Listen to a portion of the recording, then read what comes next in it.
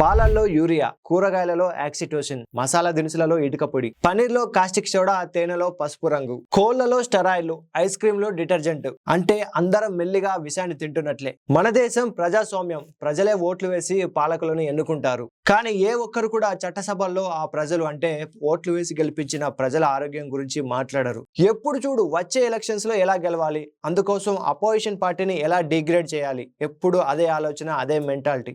దాదాపు అన్ని పొలిటికల్ పార్టీలు, ఆ పార్టీల లీడర్లు ఫాలో అయ్యే ప్రిన్సిపల్ ఇదే.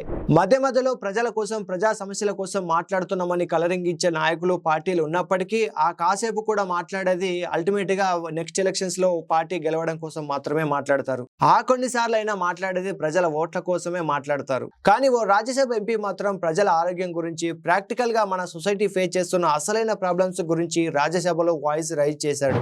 రాఘవ్ చద్దా అనే ఆమ్ ఆద్మీ రాజ్యసభ మెంబర్ రాజ్యసభలో ఫుడ్ అడల్టరేషన్ గురించి వాయిస్ రైజ్ చేశాడు.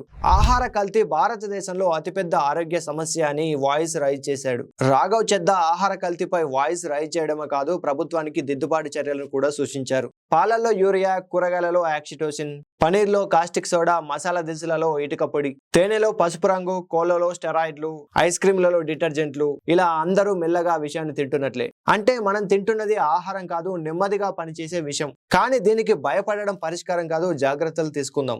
ఏదైనా వస్తువు కొనే ముందు ఖచ్చితంగా లేబుల్ ని చదవడం అలవాటు చేసుకుందాం. స్థానికంగా విశ్వసనీయంగా ఉన్న రైతులను ప్రోత్సహిద్దాం. అనుమానాస్పదంగా అనిపించిన కల్తీ ఆహారాలను ఖచ్చితంగా నిషేధిద్దాం.